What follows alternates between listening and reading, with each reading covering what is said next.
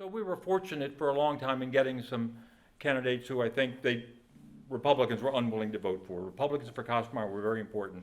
And then we got a candidate, unfortunately, who Republicans and lots of Democrats were willing to vote for. And I left Congress undefeated and unindicted.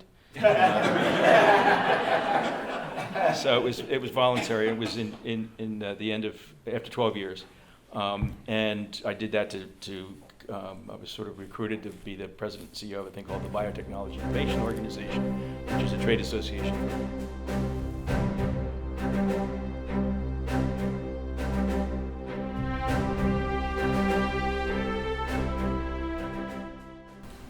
The chapter in our book focuses largely on the 1992 campaign in which you competed against one another for the only time in your political careers. 30 years later, what strikes you most about that year? it's a long time ago, and it was a very competitive race, and I'd been very lucky in that the Republicans who had run against me had been, with some exceptions, maybe a little too conservative for Bucks County. I remember our very first race against Jack Renninger, who was a member of the state legislature, very decent, a good guy, good citizen, good public citizen. And Jim will correct me if I make a mistake. I think in that campaign he turned out to be anti-choice, and I was very pro-choice, like Jim, and that surprised me. So that became an issue, and we always worried about Jim running because we have some similarities. Jim was pro-choice. John Seeger, who worked for me, I don't think he's here tonight, but John Seeger used to say, you know, if you give Republicans in Bucks County a reasonable Republican, they're going to vote for him or for her. They want to vote for a Republican. If you don't, they're going to vote for the other fellow. So we were fortunate for a long time in getting some candidates who I think Republicans were unwilling to vote for. Republicans for Kostmayer were very important.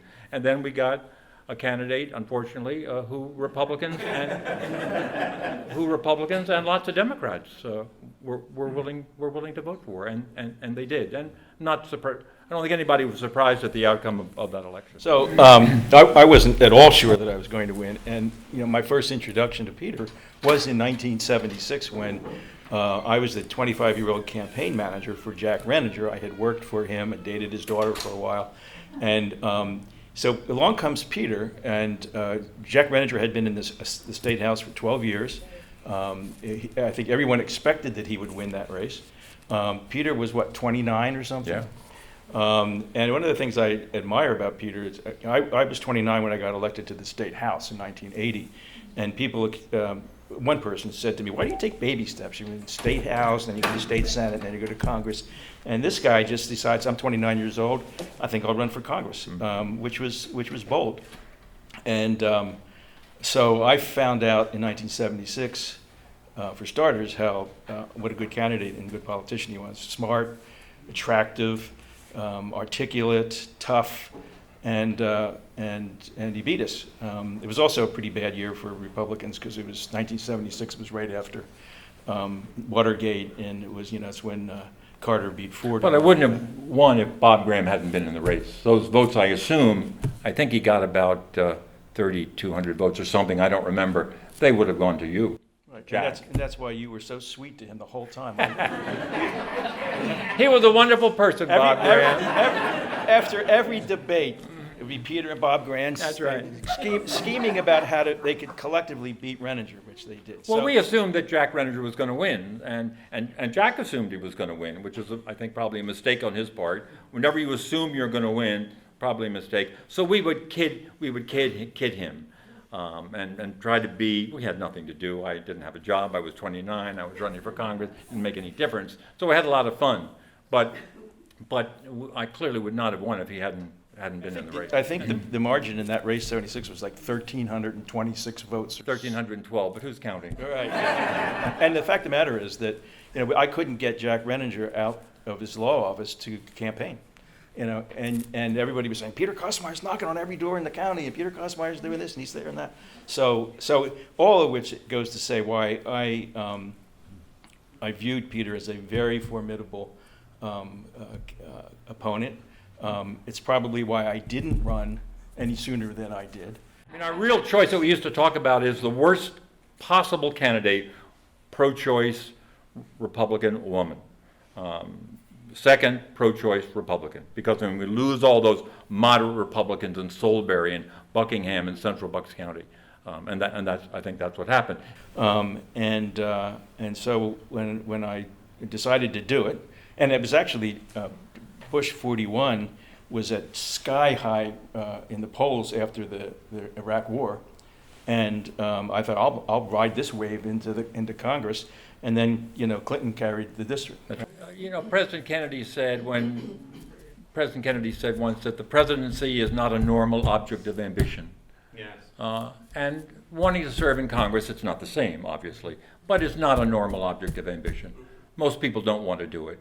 If you want to do it, then you have that kind of energy, and you have ambition, and you have drive, and you want to do it. And I couldn't wait to get out there and campaign in the early campaign. It was very, very exciting, and I enjoyed it. And I also thought that going door to door, as monotonous as it could be,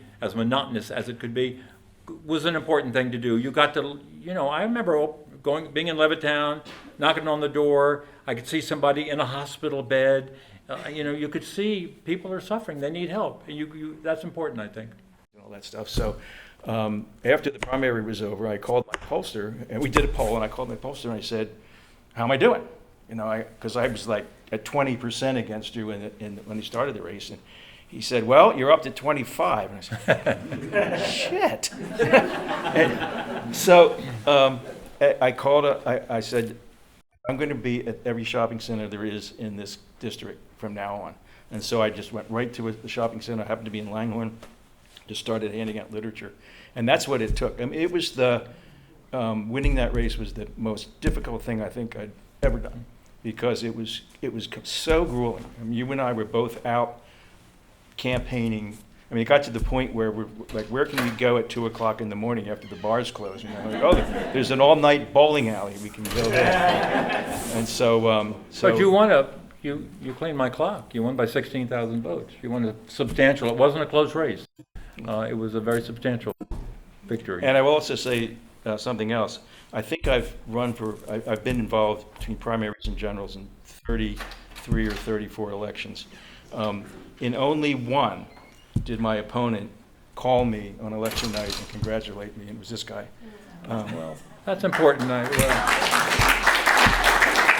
He was exceedingly gracious, and I can almost remember word for word what you said. You said, "Thank you. I mean, congratulations. You ran a very competent, come-from-behind campaign." I appreciated that. If both of you entered politics in current times, one, would you be a member of the same party, Democrat, Republican? And if so, or if so or not, which party would it be? I would join the cocktail party.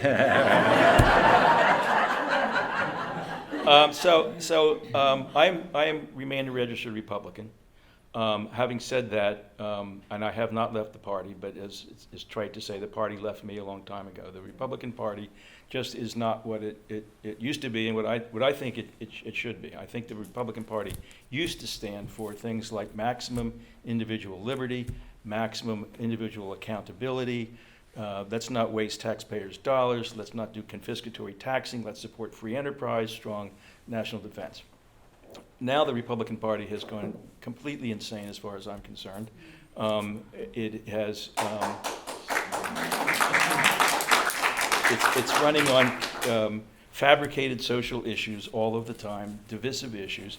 And then the impact of Donald Trump has been absolutely toxic. The man is, and I'm sorry for any people who like him in this room, but the man is emotionally and intellectually stunted, and he was a horrible president. And so now people say, why don't you leave the party? In 2020, I supported Joe Biden. And I organized 36 former Republican members of Congress for Biden. I campaigned with him when he was in Bucks County. I did media and op-eds for him, and I raised $2 million for his campaign. And what I've said to people is, I was much more useful to Joe Biden as a Republican than I would have been as another Democrat. And that may, play out in the future. I'd like to see the Republican come back into the party it used to be, but I think it's going to be a long wait. Well, I think in some ways the worst thing you could do would be to leave the party, because I like to think that I have some kind of interest and knowledge about politics. I'm very puzzled about what's going on. This guy who is now the nominee of the Republican Party for governor of Pennsylvania. I mean, I read a story in the New York Times last week that he was at a rally and that they were people there participating in something called the laying on of hands at a political rally. This is not about politics, this is about religion.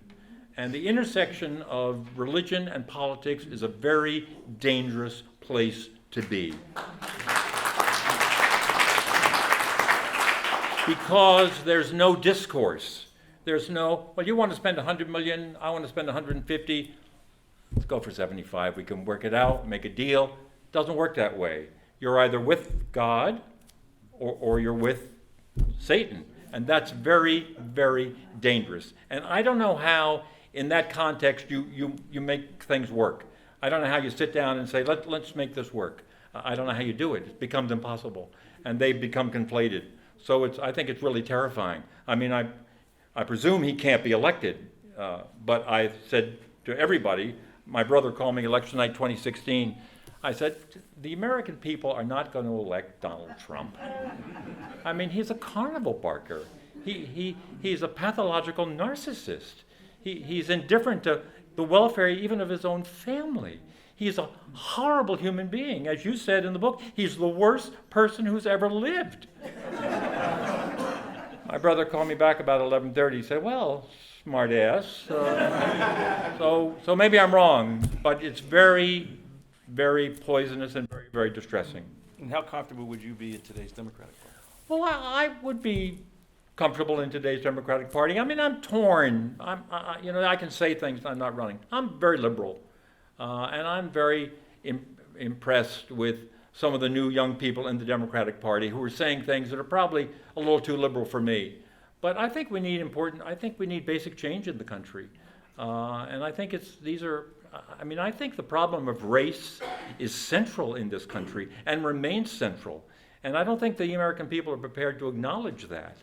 I mean, if I were a black person, I would be reluctant to jog at night. I really would be. That's terrible. Things have gotten worse, not better.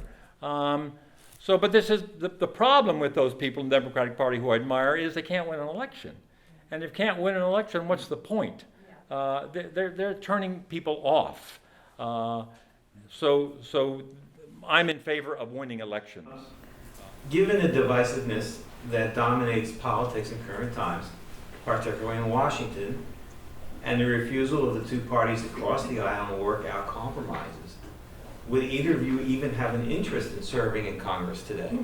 I don't think so. I mean, I think Judge Heckler is here, right? I remember, I will never forget something that Judge Heckler said 20 years ago. He said, the problem for Kostmayer is that when he runs for the seat and he wins it, he just can't do anything but work 24 hours a day. It must be a horrible life. Greenwood, I think you had a rule you didn't work on Sundays, which is a family, which is a great rule. Good for you. But Jim Greenwood or any Republican probably didn't have to do everything I did. I went to everything.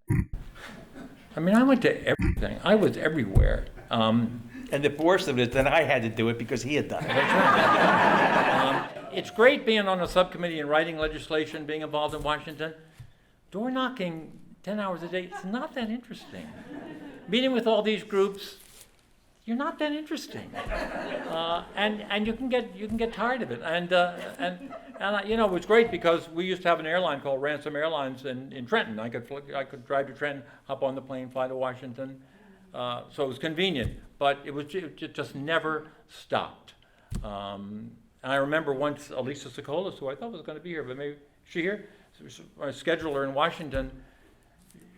I said, how about a Saturday night off, for Christ's sake? She said, well, you had one, 4 months ago. I left Congress undefeated and unindicted. So it was voluntary. It was in the end of after 12 years, and I did that I was sort of recruited to be the president and CEO of a thing called the Biotechnology Innovation Organization, which is a trade association for about 1,000 biotechnology companies, and I'm still in that field, and I love it. But after I left, there was a period of time. Well, first of all, my daughter was annoyed at me for leaving because I'd been telling her for all of her life, Daddy's going away from home because he's going to save the world. Like, are you not going to save the world anymore? No. I'm going to save it through biotechnology now.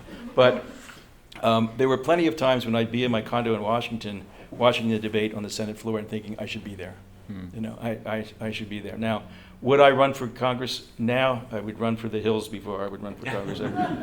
I would not want to serve in Congress anymore, nor am I by any means sure that I could get elected to Congress now. Well, I think the same thing when I'm watching or reading about the debates. Here's what I'd say if I were there. Well, you're not there, thanks to this guy, you're not there. But, so I think the same thing. But footnote to that, it's not part of that question, but what are your opinions about no labels? Is there a future for that? Can that take a hold where an organization in Washington, where in order to become member, there has to be one Republican and one Democrat join at the same time? No labels. Could either of you, what's your Yeah, so I'll comment on that if I might. There's a group called the Problem Solvers Caucus, which came out of that, and Brian Fitzpatrick, as a matter of fact, is the Republican co-chair of that. And they, I admire their intent. They settle on a set of issues around which they think they can build political consensus, and they have a pact, essentially, that if they go to the floor with an amendment, that they'll all vote for it.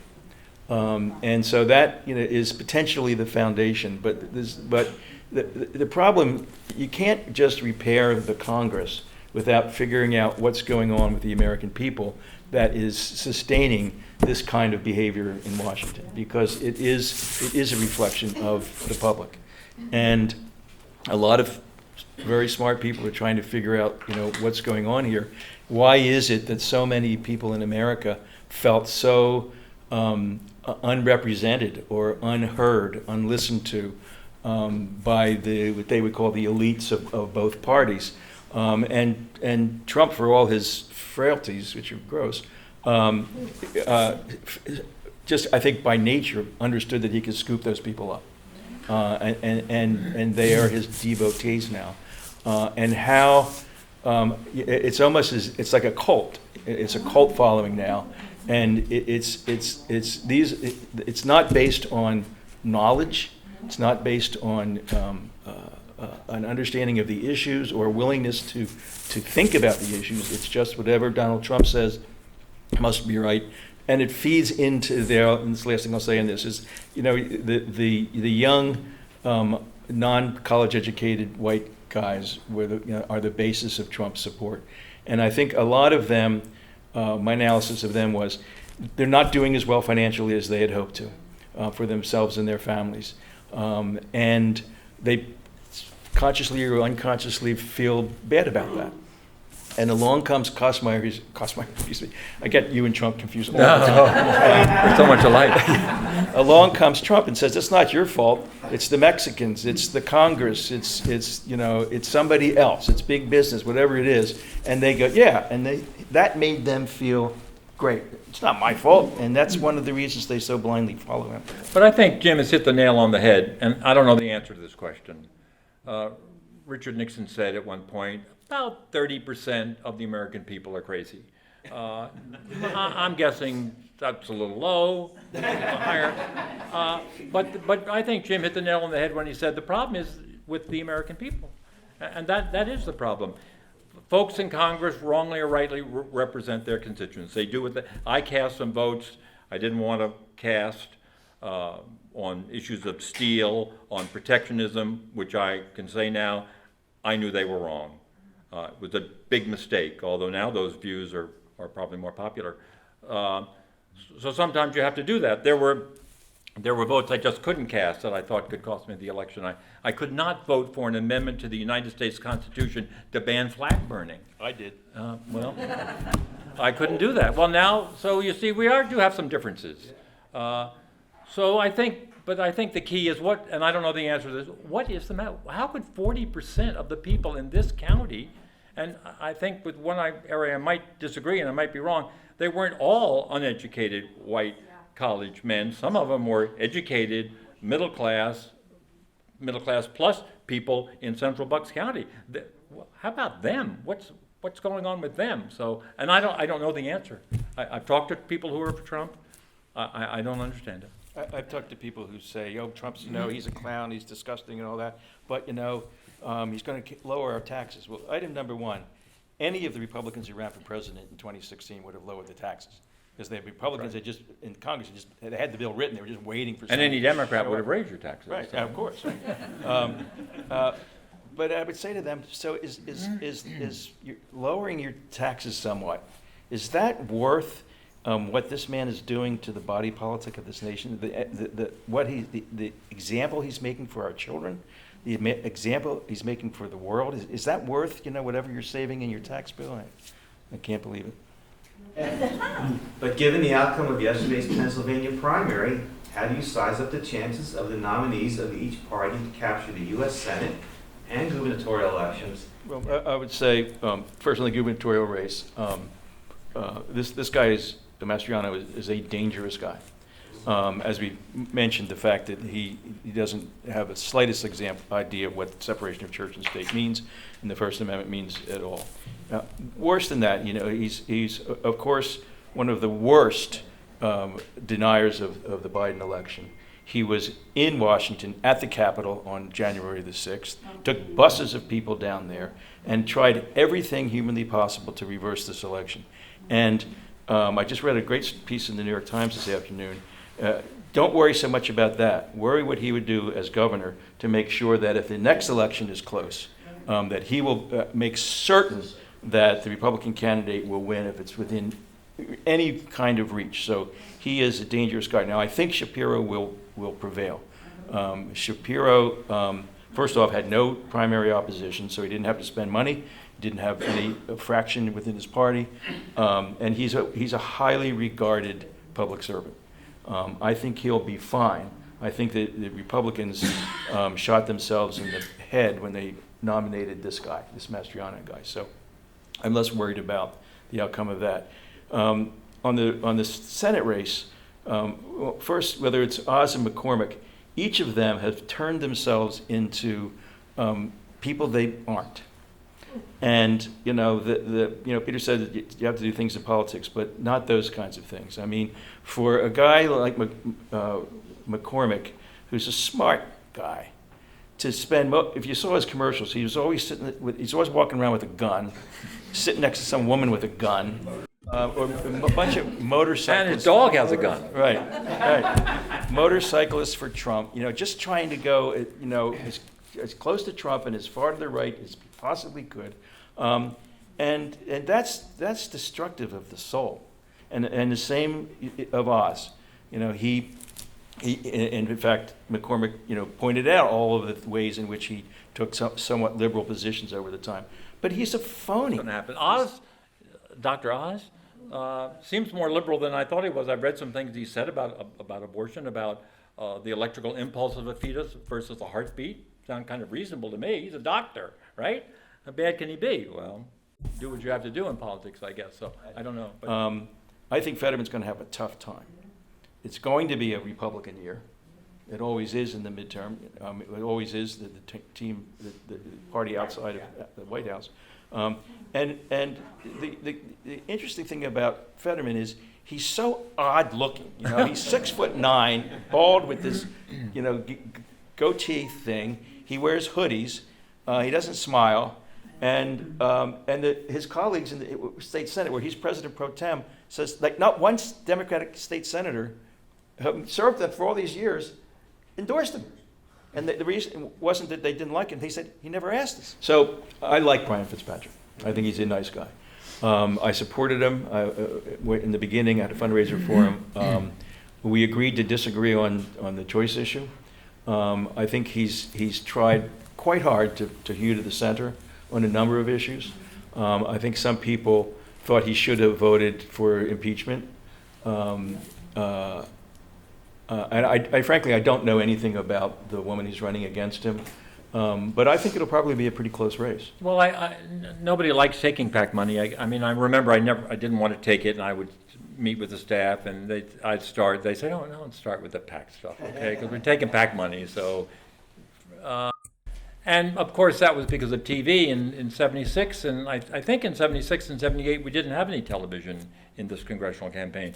I think the first Jim Coyne started TV in 1980, so then we had to do TV. So, I mean, you don't spend that much money on bumper stickers and, you spend money on TV. That's where the budget is. So we had to do TV. The commercials, they're all awful.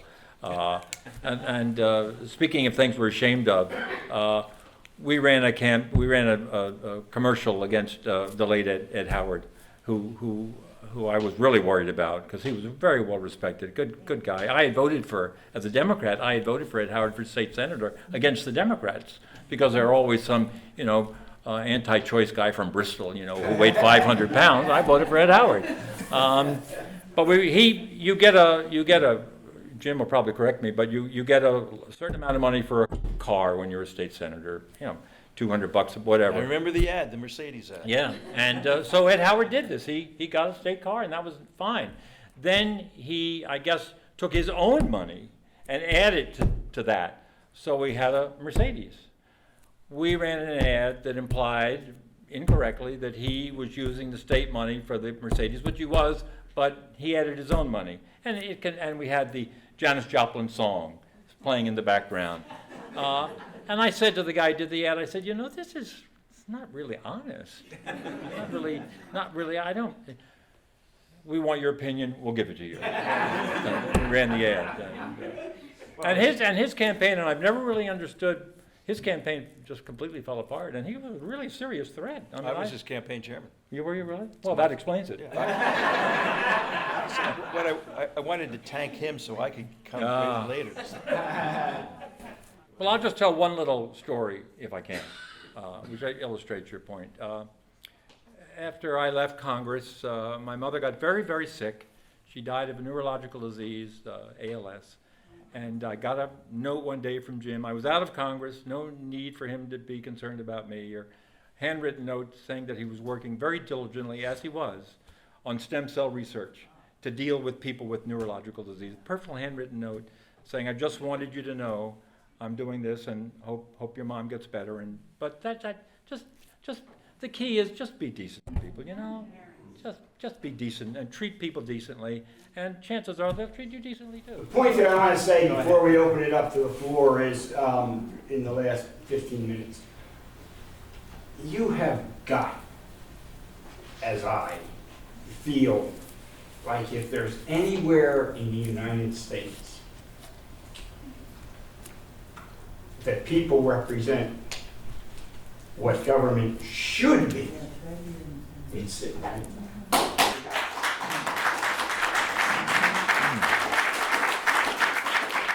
I'm very concerned about our democracy and the insurance of our Constitution and everything like that.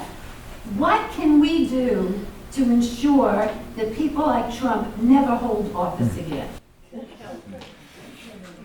Well, a lot of people are working on that. I mean, the fact of the matter is that if Trump runs for president, and I have every reason to expect that he will, I think the odds are right now that he'll get the nomination. In terms of the Democrats, people do come out of nowhere, so that's possible. Jimmy Carter came out of nowhere. Barack Obama came out of nowhere.